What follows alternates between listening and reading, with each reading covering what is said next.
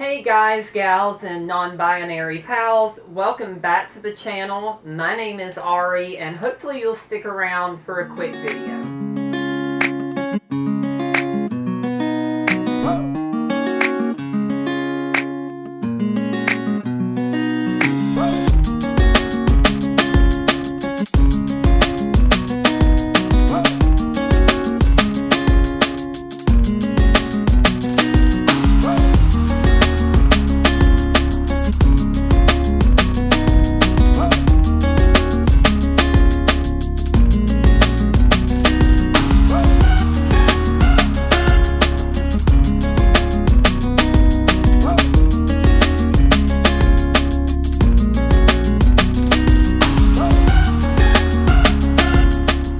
So this may be a little bit of a rant video. I wanted to talk about something that I saw in the news, and maybe you guys have seen something about it as well.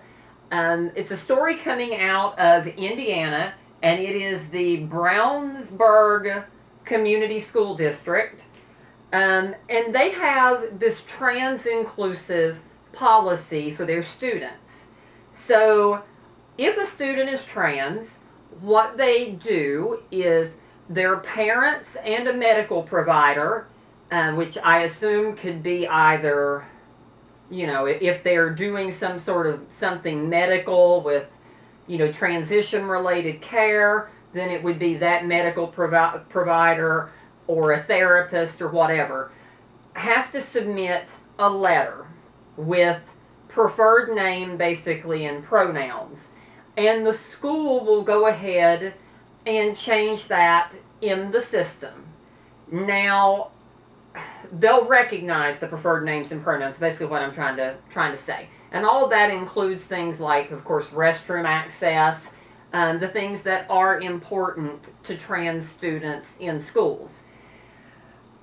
To be honest, the policy is not perfect. The idea of having to have this parental letter submitted, I do have issue with, because you do have trans kids where their only outlet to be themselves is at school, and perhaps it's an abusive environment based on gender identity or sexual orientation at home. But at least it is a step in the right direction.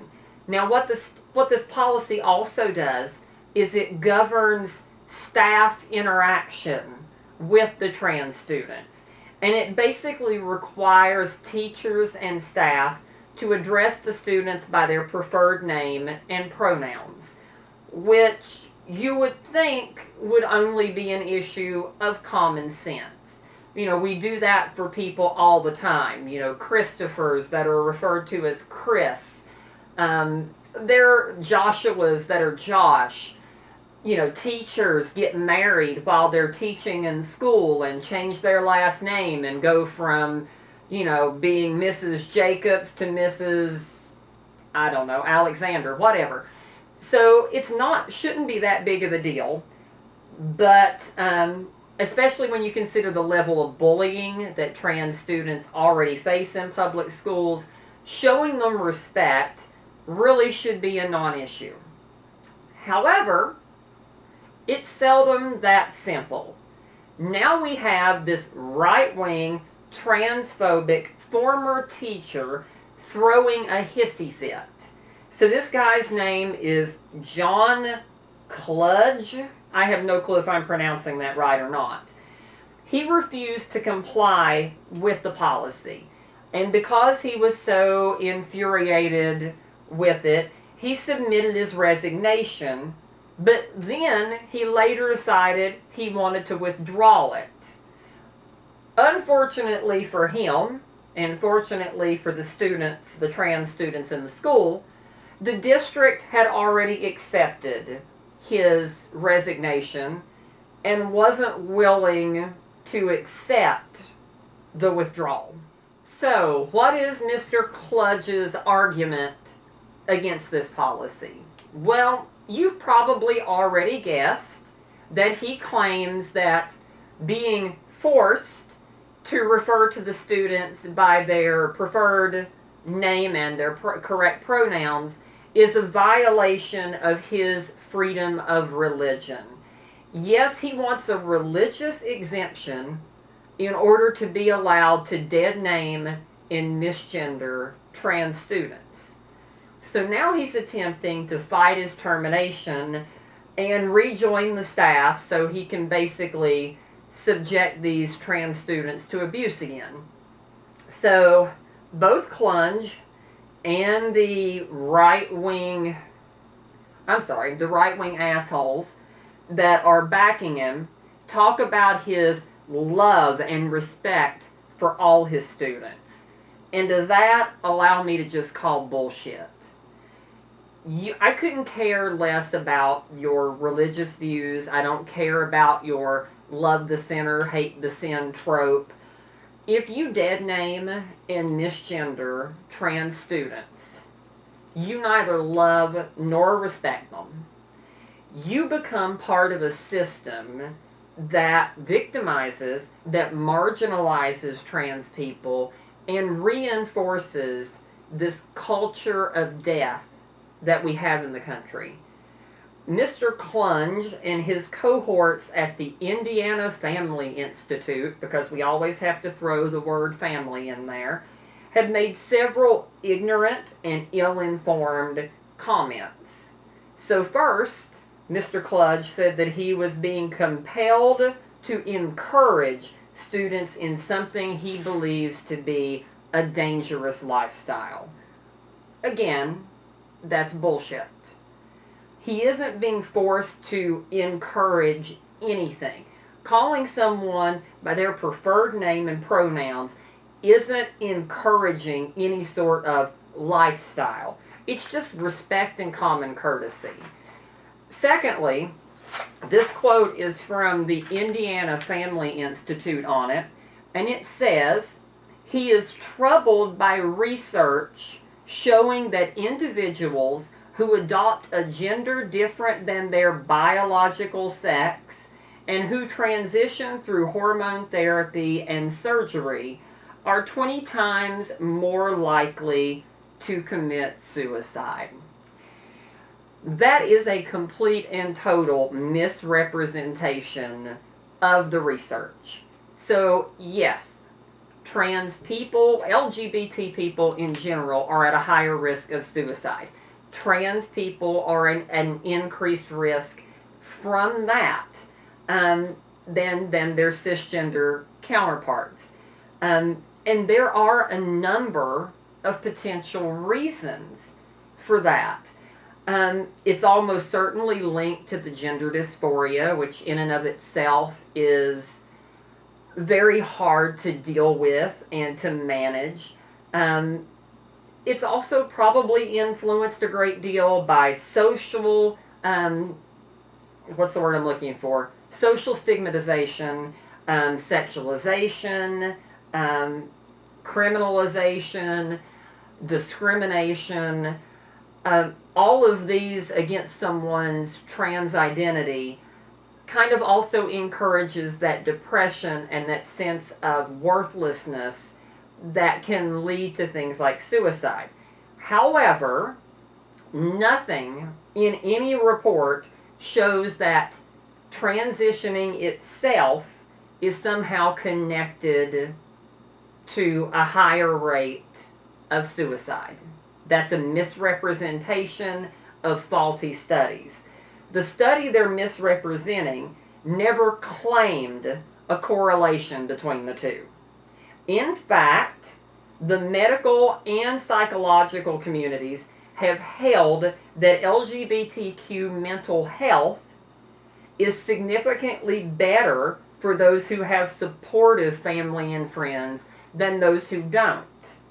So basically, Mr. Clunge's argument, the Indiana Family Institute's argument that, trans people are at increased risk of suicide, that very statement, what they're doing, is part of what makes that true. It's not just the fact of being trans, it's the social stigmatization that comes along with it. And Mr. Clunge's position isn't going to save anyone from suicide. It doesn't lower the suicide risk of his trans students one bit. As I said, that type of attitude and disregard for trans persons is one of the things that puts people at risk. And then it further, pardon me with my notes, stigmatizes trans students. It negatively impacts the academics of those students. It reinforces internalized shame and transphobia, and it demonstrates intolerance to cisgender classmates. That's it for my notes, so now I'm just going to talk. So here is my thing. You know, we're hearing things about the bakery case and then this, and I'm all about religious freedom. You know, I've talked about in detail that I consider myself a person of faith. But I'm tired of faith being allowed to be a hammer to beat against minority groups. It is a ridiculous position. How the hell did we get to the point to where all other rights must be subjugated to the right to basically force your religious views on someone else? It is absurd. If you don't like trans people, don't transition. But you don't get to disrespect, especially when you are paid by a government position, because that means trans people are also paying your salary. And I shouldn't have to pay you to discriminate against me and my community. Those students in that school, they don't have a choice about going to school. It is required by federal and state law. They have to be there. They are a captive audience. Mr. Kludge, these other teachers who may have issues with this, they made a choice to make this their career path. If they were unable to serve all the students, to show respect for all the students, then they should have chosen to go into a private religious school as a teacher, or choose some other field, or become a minister if that's what they want. All of those things, they have every right to be the most bigoted, transphobic assholes they want to be. I don't like it, but they have the right to be there. But they don't have the right to go and abuse these captive students in these classrooms. If they can't serve them all, they don't need to serve anyone. There are a lot of things that people want to argue on the right.